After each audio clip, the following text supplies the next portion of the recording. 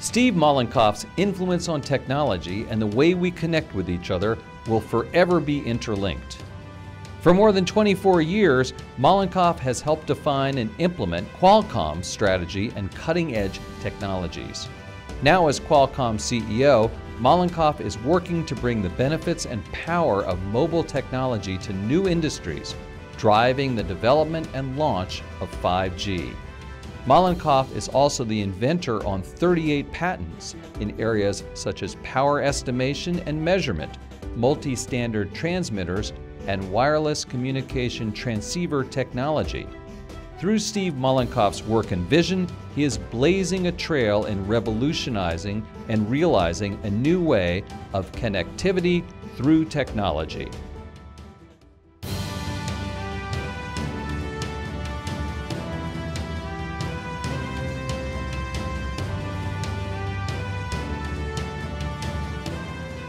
Hello everyone, I'm Andy Serwer and welcome to Influencers and welcome to our guest Steve Mollenkopf, CEO of Qualcomm. Steve, great to see you. Andy, thanks for having me.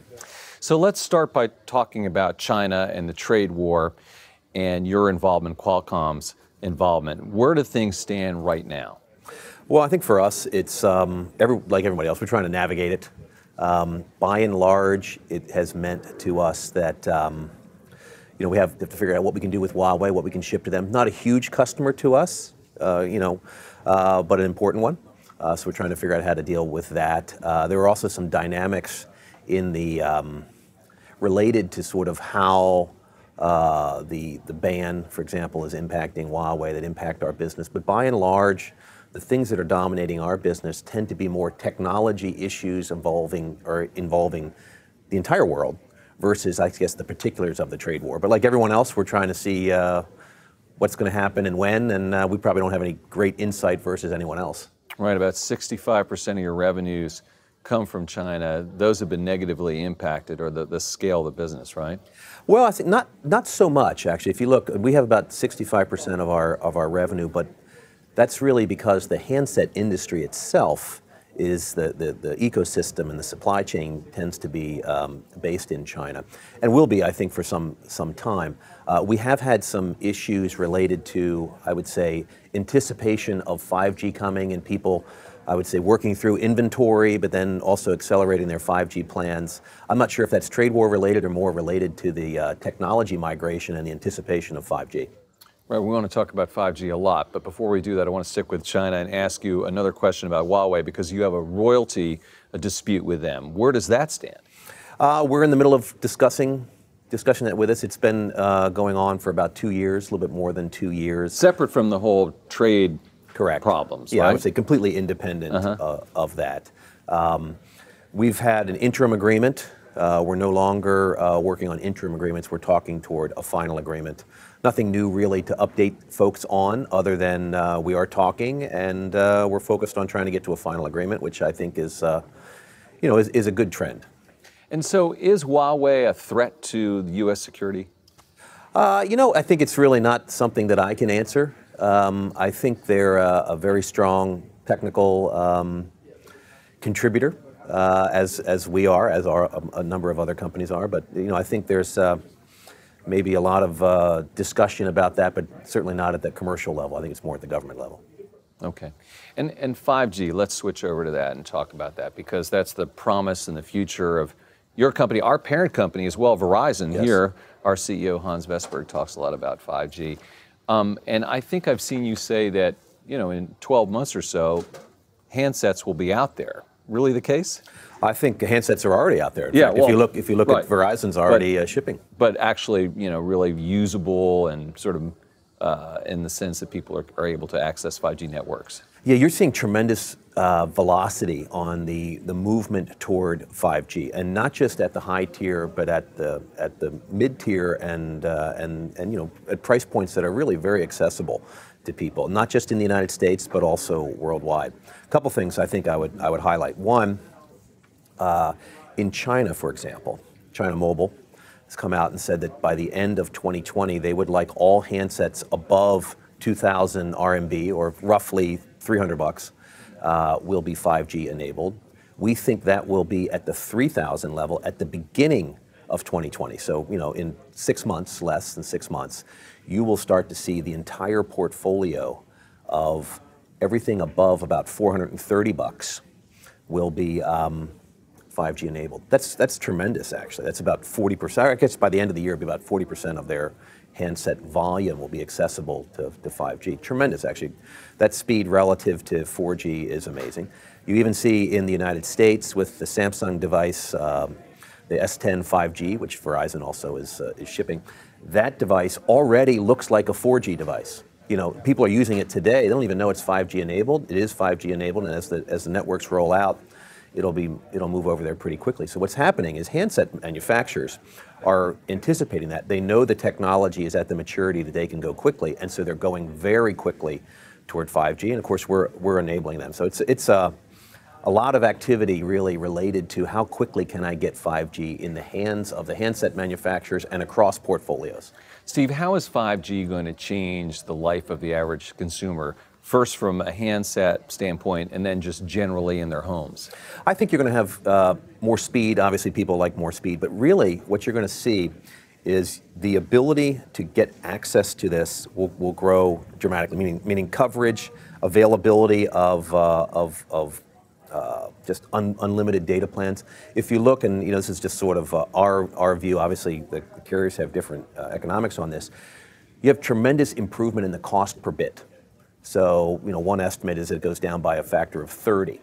Just tremendous business models that are up for grabs as you get that much capacity comes online. Part of that is due to the technology, part of it is due to the spectrum allocation.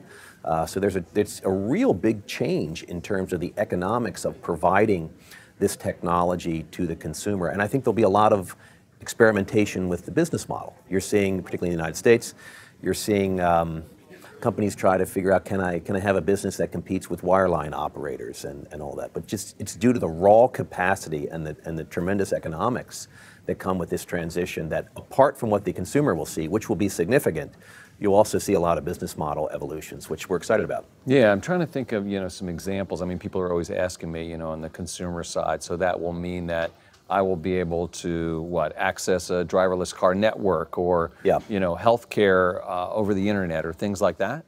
I would say it comes in two different phases. Mm-hmm. The more G, okay, so that's just the cellular industry will get more capacity and more capability to the handset. And if you look, when you use a handset that has a gigabit per second plus, it's really impressive, actually. And just the number of people that'll have access to that technology as Verizon and others roll out their network, just tremendous. That's sort of phase one. The more G, which is cellular, is going to get more capability, and it's going to be great for the consumer and as well as the business model. Secondarily, and a couple of years after the first launches, which we are in now, you'll start to see this sort of massive IoT, you'll have the security, the low latency. All of the second wave of features that come in with the standard will open up new industries to 5G. And this is the first time, I think, that you see the cellular roadmap. So the roadmap of cellular, how it's progressing, really impacting big established industries. So if you go talk to a car company, mm-hmm. they're trying to figure out, what's my 5G strategy? What's my connected car issue? And not just because that's how the consumer sees the car experience. Tremendous amount of work to make sure they can take advantage of a car being connected. The same thing's going to happen in healthcare, education, anything that's being digitized. By and large, the most important part of the digitization occurs over wireless, and increasingly it'll be happening over 5G. That's why there's just so much economic impact due to 5G, and why so many people want to be a part of it, and why the governments are taking, so much interest in making sure that their companies and their countries are leaders. Your latest quarter was a little weak, and I think you cited that part of the reason why is because of this big transition. In other words, 2020, you'll be ramping up to 5G. Can you explain that a little bit? Sure. So two things, I think. One is the anticipation of 5G, and particularly in China, because it's moving so rapidly.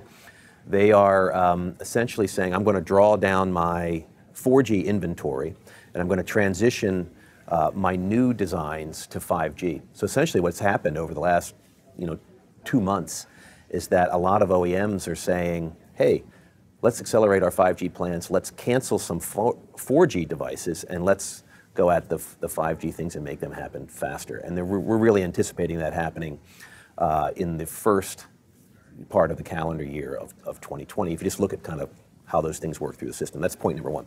Point number two is that due to the ban with Huawei, particularly in Europe, there was a retrenchment. So Huawei basically came back and said, hey, I'm going to really focus on China. And it had, I was thinking, kind of one-time share shifts due to that I think impacted our business and other people's businesses. But the real, I think, fear, or the real kind of takeaway is that, boy, people are really excited about this 5G and 5G across price points, and they're accelerating their plans. So what we did was talked about that, but also there's a lot of anticipation, I think a lot of excitement for that trend.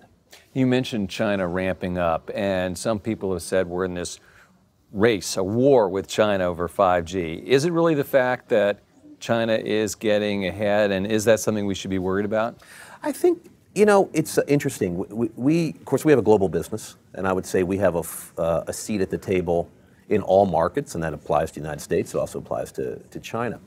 And I think China is accelerating their deployment. They're going to, I talked about on our earnings call, I estimated that they're going to have about 100,000 deployed 5G base stations by the end of this calendar year. Tremendous footprint, actually. So you're seeing that, but I don't know if I would see that as a war, or just how much excitement there is, you know, about the technology and how people want to make sure that they're first to it. It's really much more global than, you know, U.S. versus China. It's really about how do these companies take advantage of this big shift in technology that I think creates opportunity. I mean, we have to be on the same playing field, the same level playing field as China, though, when it comes to 5G, right? We don't want to be behind, do we? I don't think you want to be behind. No company, no country wants to be behind anybody else. And I think this is the first time that you've had, I would say, Western countries like the United States and I would say Korea and Japan, obviously not Western, but sort of tends to be in the first wave of launches of technology. Typically, China might launch 5 years later. In some cases, it was almost 10 years later when they did it with CDMA.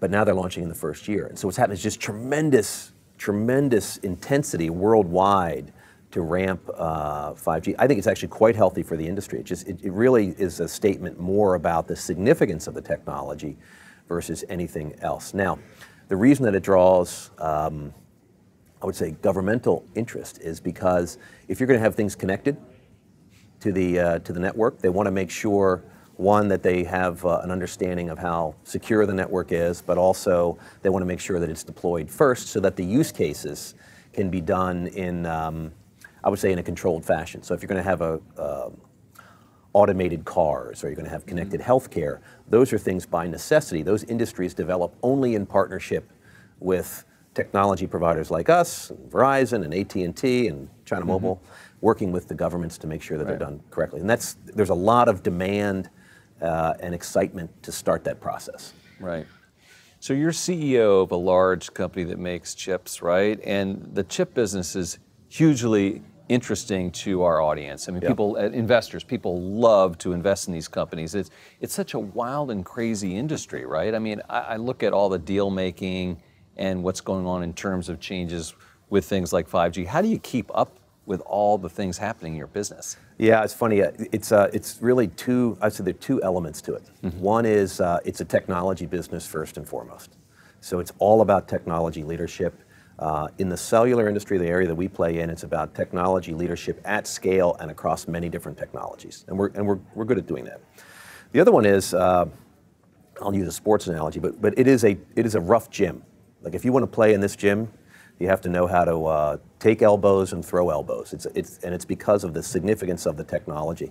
So it's really a very competitive, very competitive market at scale, meaning that you have to have global reach, you have to have technology, and it's funny. I think it's a fun thing to work on because people are interested in it. You know, you're not just selling a widget that nobody cares about, and it attracts people to it, and I think it's one of the reasons why I enjoy working there.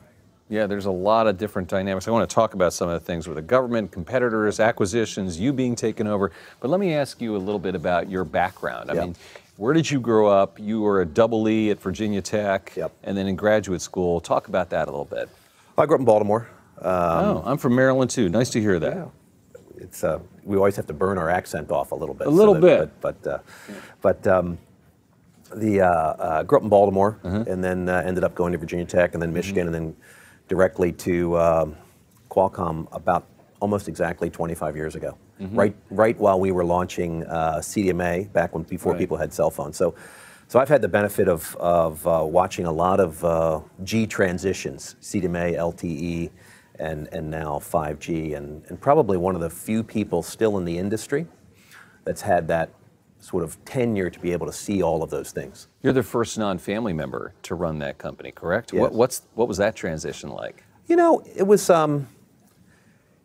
It's always an unusual thing when something like that happens. But remember, I've been at the company for what, 20 years before that happened, or 18 years, 19 years before that happened. So I think I used to get asked more about that, but it's something we probably don't even think about that much anymore. We're really more focused on, hey, wow, look at all the opportunity with 5G, and isn't that interesting for us? So. And just one more question, the Wayback Machine. When you were a kid at Virginia Tech, I mean, what made you get interested in electrical engineering? Why did you want to do that as opposed to being an English major? Well, I like a lot of people, I liked technology, but I thought I'd be a mechanical engineer. And it ended up that I was, there's a point in your career when you're a freshman in engineering school where they ask you what major you want to be in. And I ended up having a GPA that allowed me to have some options. And I essentially asked them, what's the hardest one to get into? And at that time it was electrical. I said, okay, well, I'll try that one. And that seems like that's the one that would have the most opportunity. So it was that much thought, not a lot of... Yeah, well, that's how it goes, right? But you were up to the challenge, right? That's what you wanted. Yeah, but it was, you should do a lot more research than just make an arbitrary decision like that. But it worked out, and I enjoyed it. I ended up studying electromagnetics in graduate school, and going away from that eventually toward more systems concepts when I got to Qualcomm. But it was fun. I enjoyed being an engineer. And what about the young engineers in your company? How do you like to manage them and lead them? What advice do you give them? Well, I don't give them much advice anymore. You have to be careful when you're a technically trained CEO. People will let you make decisions that you probably shouldn't be making. But look, it's people that come out now, students that come out now are unbelievable. They have a lot of, I would say they're more fearless, meaning that they'll go into any area. They're incredibly well trained in terms of breadth of technology. So for us, a lot of it is make sure they have what they need to be successful, and you set goals that are audacious enough that you're doing something that only your company could do. But I'm just humbled by these kids that come out now. They're just incredible. Great. Let's talk a little bit about some of the issues that you face on the legal front, for instance. So you have a situation where the FTC has come down on your head. The DOJ seems to be on your side, though. What's the latest there? Can you explain how you're kind of in the middle between these two government entities? Yeah, I think there's we obviously had a trial with the FTC, and it was well discussed, but it effectively didn't go our way. Yep. We're in the process of applying for a stay, and actually an appeal on the merits, two separate things. We're now, the court, the Ninth Circuit is looking at the Court of Appeals is looking at the stay. We were fortunate enough to have the DOJ weigh in on our case. There were a number of other amicus briefs that came in our side, but it's very significant, I think, for the Department of Justice to make a rule or file a case that basically says not only do we think that you should get a stay, but we think that you will ultimately prevail on the merits. Very strong. It's unusual actually. That one part of the government does that against the other part, isn't it? Yeah, but it's funny because I think it's less about a turf war, and it's more about the facts of the case. If you read their filing, it's quite compelling. But we'll see how the court decides. We feel very strongly that we will prevail, but you have to go through the court system to do that. Right. Switching over to Apple a little bit, you recently resolved a dispute there, but it seemed like there was a lot of bad blood between those two companies. I mean, were you guys like bitter enemies, and now you toss that aside? Effectively, yes. I mean, and I would say not the bitter enemies part. Look, there's a lot of money that goes back and forth, and I think we both were able to resolve that. And now the focus is really on products. If you look, Qualcomm and Apple have had this pretty long history. It actually started in the late 2009 timeframe. We started working together on products, and I think it's been very good. If you look at the products we've been able to do together, we've been able to support them. I'm very happy that that's now 100% of the discussion between the companies, which is how do we get these two great engineering teams together and create products. Of course, we do that with a lot of different companies as well. But that's a much more natural discussion between the two companies, and something I enjoy much more than the other part. But we got through it. It's just business, and now we're into the product part. So you guys are all good. You and Tim Cook, you and Apple, you're all good. Yeah, and I think you don't get deals like this done without the principals coming together and spending a lot of time together. So you and Tim talked this out a bit? Of course. Right. And you can't do a deal of this magnitude without doing that. And clearly the companies have turned the page, and I applaud that. I think it's great. Moving over to Europe, where you just recently were fined by regulators there. What's up with that? I think you have a lot of, we're not alone, I think, in terms of the attention of regulators in Europe and other places, but that was really not something associated with our licensing business. It was really related to a small number of cases of our chip business. We'll work through it. I'm sure we will have a lot of activity related to an appeal or the equivalent of an appeal, and we'll move on. Do the Europeans like to pick on big tech companies? That's a softball down the middle of the plate. Come on. I think they clearly there's a lot of activity in that direction, but I think a lot of that is behind us, which is great. Okay.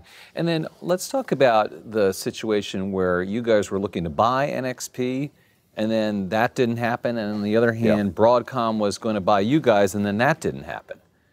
I mean, first of all, this is a lot of stuff going on. And then second of all, can you sort of talk about what went down in both of those instances? Sure. And I think the takeaway is we're in an interesting spot in the industry. Yeah, why? People care about us. Right, okay. You're kind of the nexus or something? Well, if you look at connectivity and you look at the kind of the future of things that are connected, Qualcomm's name comes up and comes up for a reason. And so therefore, I think we tend to grab a little extra attention, either inbound or outbound. And so that's really what you see. So if you look at our acquisition of NXP, I think that kind of got caught up in the early part of the trade war.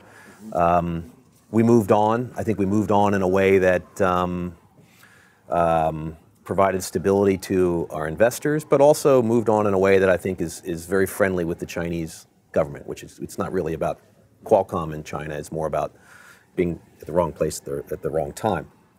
We also had a hostile takeover from Broadcom, which ended up becoming blocked by the CFIUS process. Again, the company's moved on, and certainly post the. I think a lot of that was about who was going to capture the value of the Apple business, and it's clear that we're in a strong position now, and I think that's well behind us as well. So a lot of those issues are, I would say ancient history from the perspective of Qualcomm. Ancient timeline can be a year in our industry, but now it's really about, hey, wow, we have quite an opportunity ahead to take advantage of with 5G.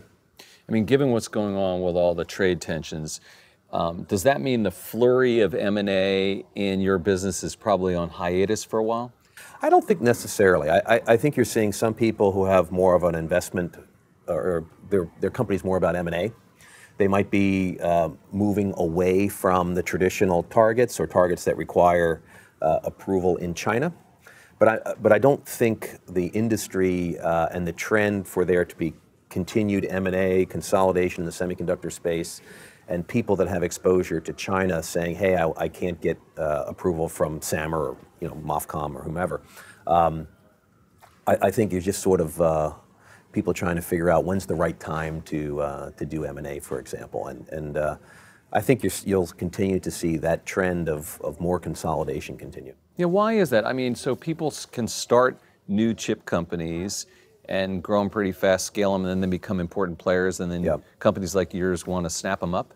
Well, it's interesting. I would say there are less and less chip companies starting.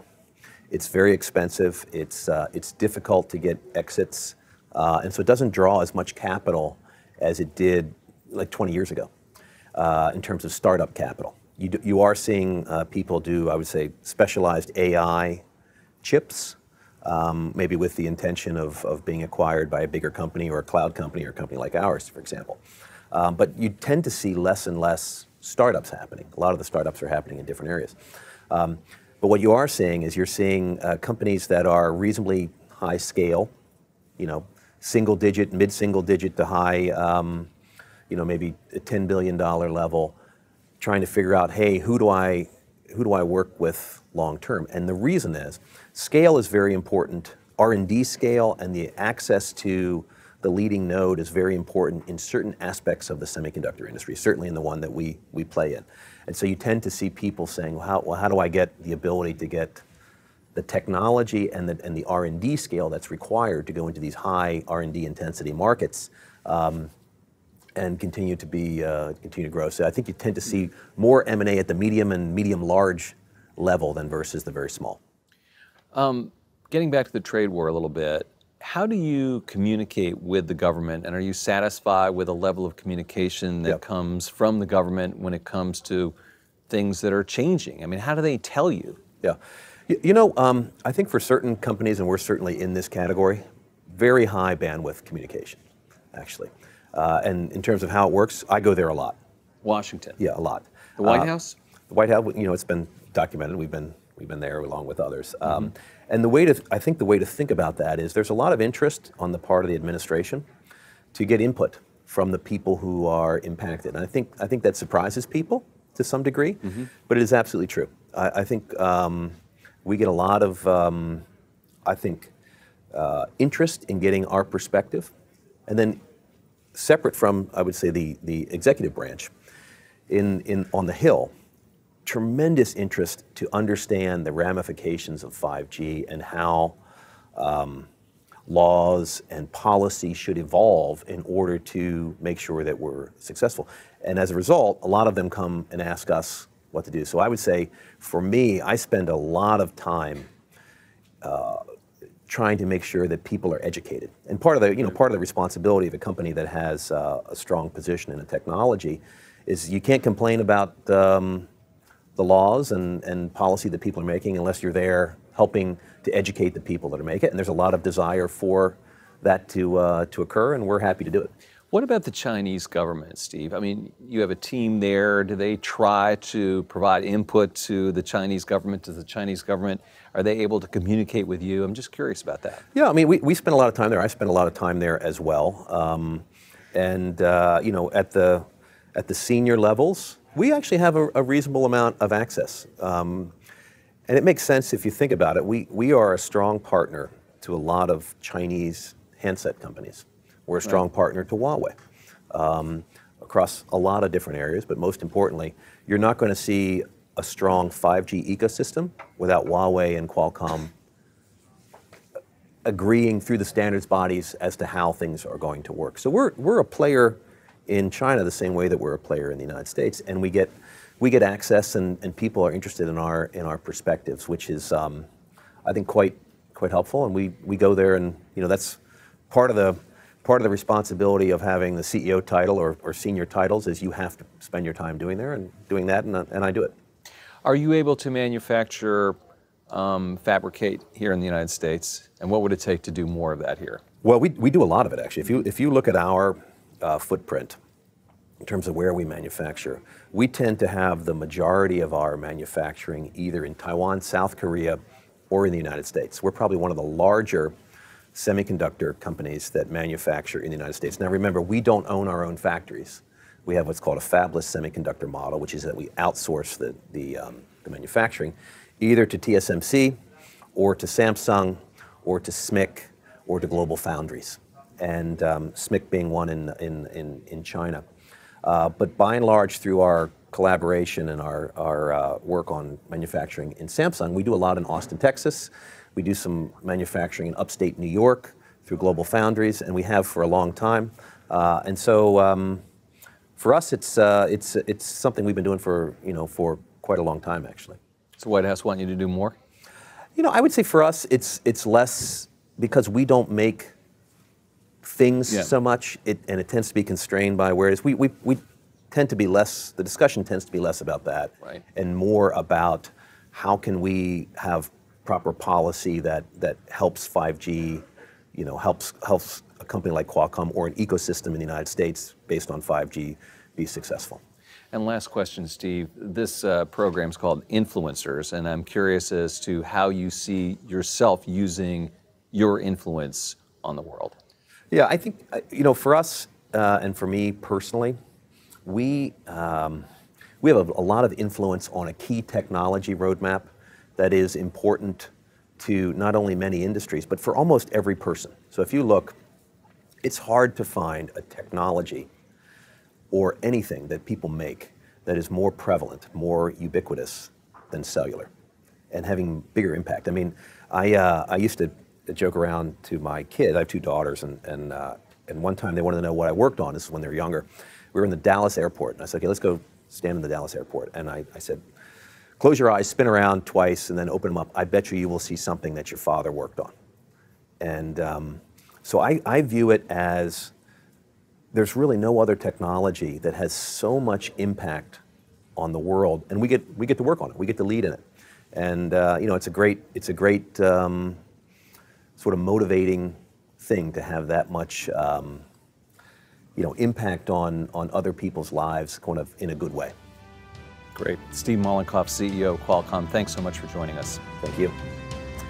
I'm Andy Serwer. You've been watching Influencers. We'll see you next time.